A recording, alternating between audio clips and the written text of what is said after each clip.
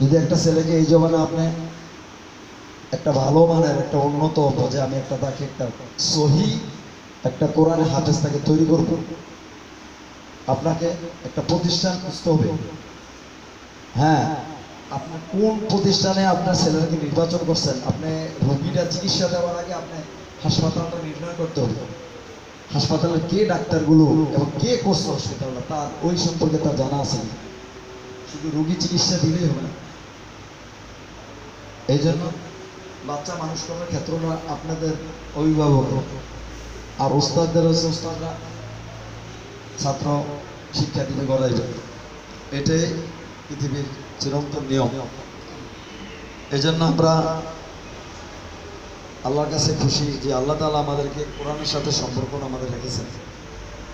এই মৃত্যুর দিন পর্যন্ত আমরা মানে কোরআনের সাথে আমাদের যে সম্পৃক্ত থাকে, কবরে যাওয়ার আগ পর্যন্ত যে আমরা রাখতে পারি। হ্যাঁ, চেষ্টা করে আমাদের ছেলে মেয়ে, আমাদের স্ত্রী, আমাদের ভাই বোন, আত্মীয় স্বজন, আপনজন কে কি হালাতে আছে, দিনের উপর কতটুকু আছে, এটাও আমাদেরকে খেয়াল রাখতে হবে। আমার ছেলে কি করতেছে, আমার ছেলে কোথায় যায়, সে কোথায় সময় দেয়, এটাকে আপনাকে খেয়াল করতে হবে।